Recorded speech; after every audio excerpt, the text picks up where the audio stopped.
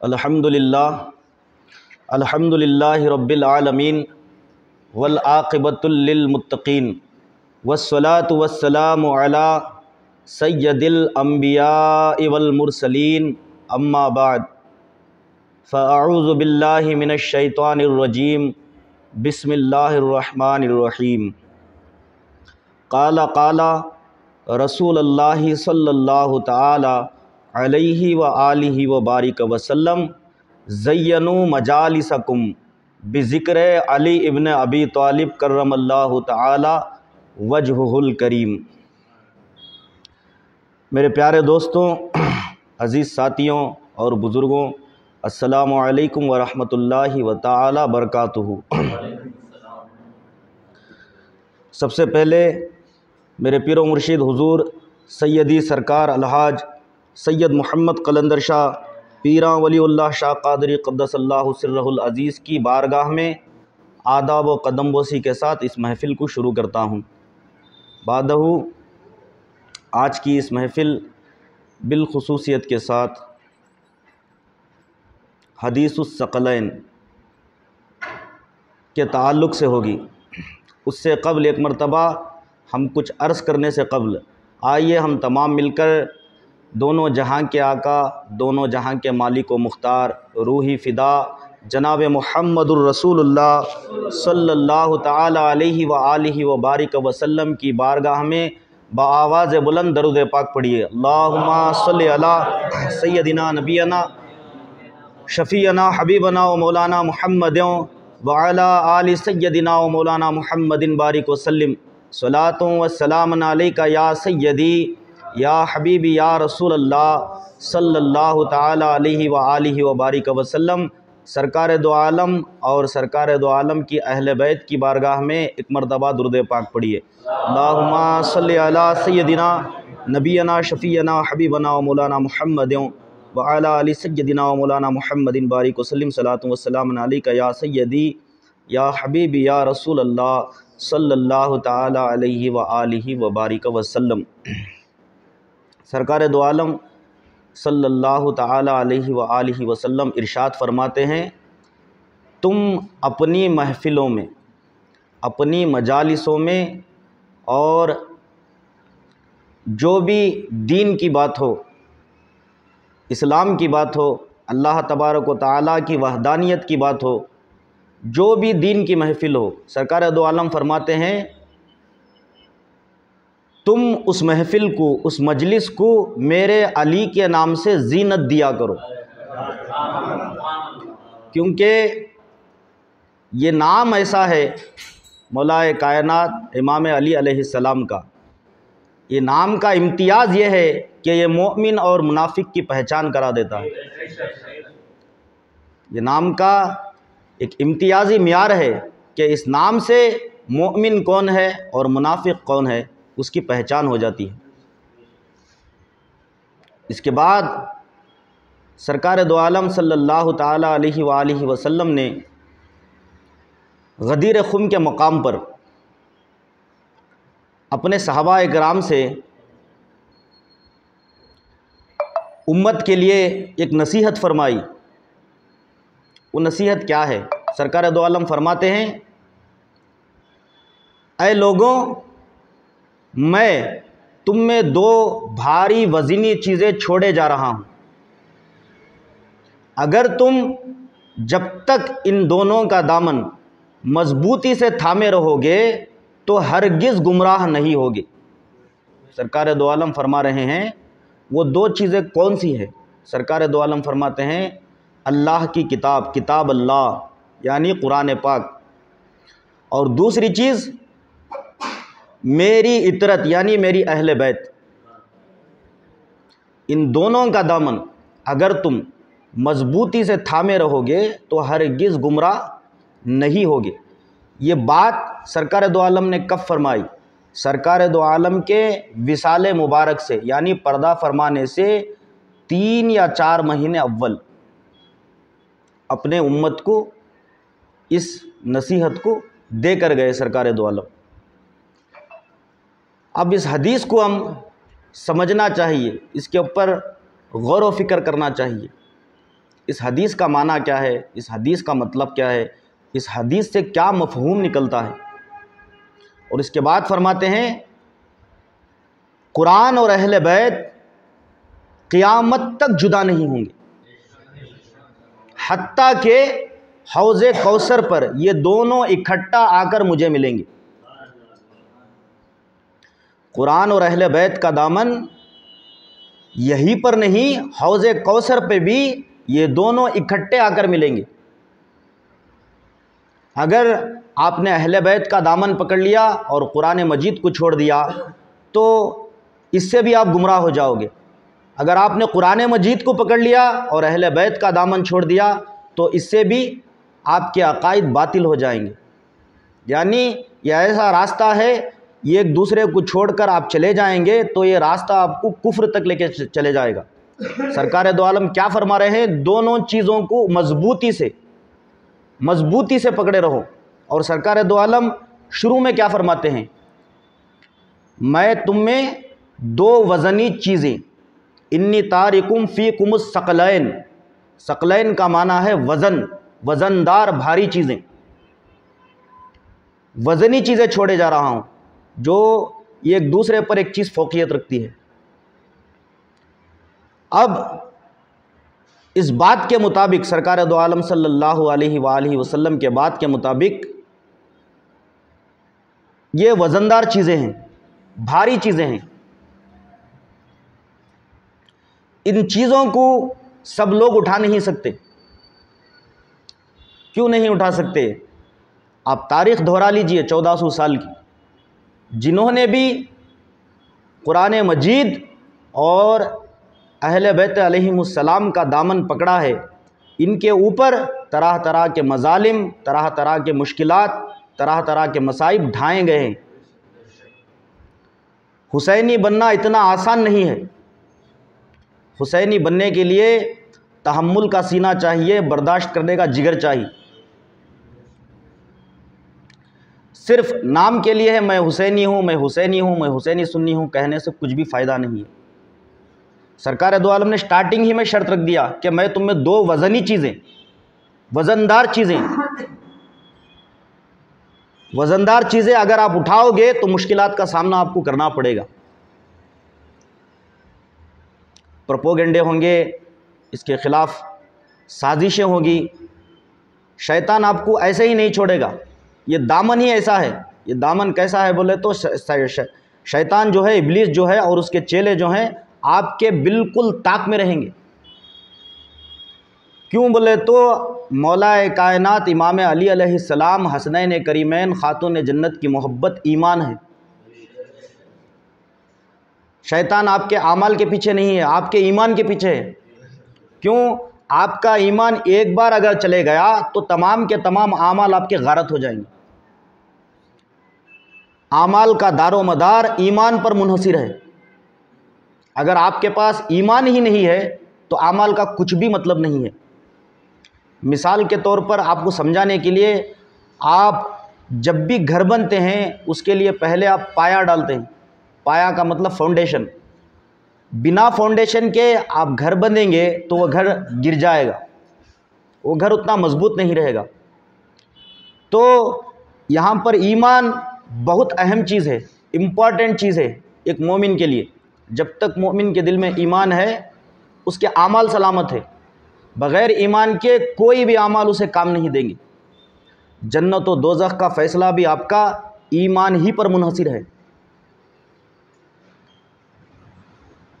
آپ اگر اہل سنت والجماعت کی، ہماری اہل سنت والجماعت کی کتابیں پڑھیں گے تو اس میں ایک تاریخ ملے گی آپ خارجیوں کی، جنہوں نے مولا کائنات امام علی علیہ السلام پر کفر کا فتویٰ دیا تھا۔ ایسے بھی لوگ گزرے ہیں اور ان کی نسل آج بھی موجود ہے۔ یہ خارجی لوگ اتنی نمازیں پڑھتے تھے، اتنا قرآن پاک پڑھتے تھے، اتنے نوافل، اتنے مستحبات یعنی نوافل کام یہ کرتے تھے کہ اگر آپ ان کو دیکھ لیتے تو اپنے دل میں یہ سوچتے کہ ان سے بڑا عبادت گزار کوئی نہیں۔ لیکن سرکار دو عالم نے ان کے متعلق، ان کے تعلق سے کیا فرمایا؟ کچھ لوگ ایسے آئیں گے جو قرآن تو پڑھیں گے لیکن قرآن ان کے حلق سے نیچے نہیں اترے گا۔ لوگ اس زمانے میں ان کو دیکھ کر بہک جاتے تھے، حیران ہو جاتے تھے، یہ اتنی نمازیں پڑھ رہے ہیں، اتنے روزے، اتنے نوافل، اتنے نیک اعمال یہ کر رہے ہیں کہ لوگ ان کو دیکھ کر حیران رہ جاتے، لیکن ان کے اعمال کام نہیں آ سکتے۔ کیوں کام نہیں آ سکتے؟ کیونکہ مولا کائنات کے تعلق سے ان کا عقیدہ کفر کا تھا۔ جو امیر المؤمنین ہے، جو سرکار دو عالم کے بھائی ہیں، سرکار دو عالم مولا کائنات کے تعلق سے کیا فرما رہے ہیں؟ میں اور علی حضرت آدم علیہ السلام کی خلقت سے 14,000 سال پہلے اللہ تبارک و تعالیٰ نے ہماری خلقت فرما چکی تھی۔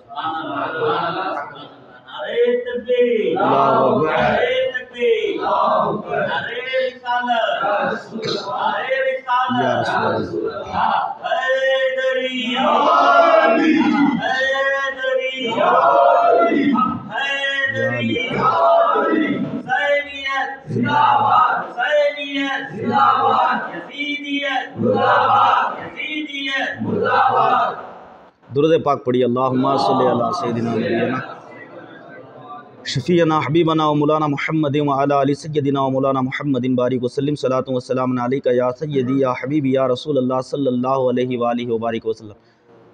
یہ جو خارجی تھے مولا کائنات کے دور میں تھے یہ، اور یہ مولا کائنات کے لشکر میں شامل تھے یہ لوگ۔ یہ لشکر سے علیحدہ ہو کر انہوں نے اپنا ہی ایک گروہ بنا لیا، اور اس کو شریعت کی اصطلاح میں، اسلام کی تاریخ میں ان کو خارجی کہا جاتا ہے۔ اور عبد الرحمن ابن ملجم جو تھا مولا کائنات کو شہید کرنے والا، یہ بھی انہی خارجیوں میں سے تھا۔ یہ لوگ بہت بڑے عبادت گزار تھے، اتنی رات ساری اتنی نمازیں پڑھتے تھے کہ ان کے پاؤں میں ورم آ جاتا تھا، ان کے پاؤں سوج جاتے تھے۔ اللہ کی عبادت سے یہ تھکتے نہیں تھے، لیکن ان کے سارے اعمال، ان کی ساری عبادتیں ان کے منہ پر مار دی جائیں گی۔ کیوں؟ انہوں نے اللہ تبارک و تعالیٰ کے ولی سے، اللہ کے محبوب سے، اللہ کے دوست سے دشمنی کی ہے، اور ان پر فتوی کفر لگایا تھا اس زمانے میں۔ یہ ایسے لوگ تھے۔ میرا کہنے کا مطلب یہی ہے، اگرچہ آپ لوگوں کو سرکار دو عالم صلی اللہ علیہ وآلہ وسلم تک پہنچنا ہے تو اہل بیت کی محبت لازمی ہے، مینڈیٹری ہے۔ میں اسی کے تعلق سے ایک حدیث پاک آپ کو سناتا چلوں۔ ہمارے پہلے خلیفہ اول حضرت ابوبکر صدیق رضی اللہ تعالیٰ عنہ فرماتے ہیں، اگر تم لوگ، یہ ایک دم صحیح حدیث ہے اور اس کے اسناد پورے صحیح ہے، یہ متفق علیہ حدیث ہے، اور یہ حدیث بہت سے کتابوں میں نقل ہوئی ہے۔ کیا فرماتے ہیں حضرت ابوبکر صدیق؟ یہ فرماتے ہیں، اگر تم سرکار دو عالم صلی اللہ تعالیٰ علیہ وسلم کی قرابت تلاش کرنا چاہتے ہو تو ان کے اہل بیت میں تلاش کرو۔ سرکار دو عالم سے، سرکار دو عالم کی سیرت، سرکار دو عالم کے اخلاق حسنہ، سرکار دو عالم کا کردار اگر تم دیکھنا چاہتے ہو تو ان کی اہل بیت میں تلاش کرو۔ اب یہاں پر لوگ اہل بیت کے نام پر بھی دھوکہ دیا جا رہا ہے۔ یہ بیویوں کو اہل بیت میں کہنا، چچاؤں کو اہل بیت میں کہنا ایک طور سے ایک معنی میں صحیح ہے، لیکن اصل میں اہل بیت کون ہے؟ اگر یہاں پر ہم اس کا معنی بدل دیے تو یہ ہمارے جو جلیل القدر محدثین ہیں ان کی توہین ہے۔ کیوں توہین ہے؟ اور ہمارے صحابہ اکرام جو ہیں، انہوں نے اہل بیت سے مراد کون ہے یہ امت کو بتا دیا ہے، یہ بہت سی کتابوں میں درج ہے۔ صحابہ فرماتے ہیں اہل بیت سے مراد امام حسن پاک علیہ السلام، امام حسین پاک علیہ السلام، امام علی علیہ السلام، اور خاتون جنت ماں بی بی فاطمۃ الزہرا سلام اللہ علیہا، اور سرکار دو عالم۔ یہ مراد ہے اصل اہل بیت سے، اطرت سے، کیونکہ سرکار دو عالم نے خود فرمایا ہے، ہا اولائی اہل بیتی، چادر کسا میں ان لوگوں کو ڈھانپ کر اللہ تبارک و تعالیٰ سے سرکار دو عالم کا دعا کرتے ہیں، یا اللہ یہ میرے اہل بیت ہے۔ اس میں سرکار کی ایک زوجہ رہتی ہے جن کا نام ہے حضرت ام سلمہ رضی اللہ تعالیٰ عنہ، یہ کہتی ہے سرکار دو عالم سے، یا رسول اللہ میں بھی اس چادر کے نیچے آ جاؤں۔ انہی کے گھر میں یہ واقعہ ہوتا ہے، حضرت ام سلمہ رضی اللہ تعالیٰ عنہ کے گھر میں۔ یہ سرکار دو عالم سے پوچھتے ہیں، یا رسول اللہ آپ کی اگر اجازت ہو تو میں بھی اس چادر کے نیچے آ جاؤں۔ تو سرکار دو عالم فرماتے ہیں، اے سلمہ، آپ کا جو اللہ نے مقام دیا ہوا ہے وہ آپ کی جگہ درست ہے، آپ اس مقام پر ہے، لیکن یہ جو مقام ہے صرف انہی کے لیے ہے۔ تو اس سے پتہ کیا چلا، اصل جو اہل بیت ہے یہ حسنین کریمین، مولا کائنات، خاتون جنت اور ان کی اولاد ہے۔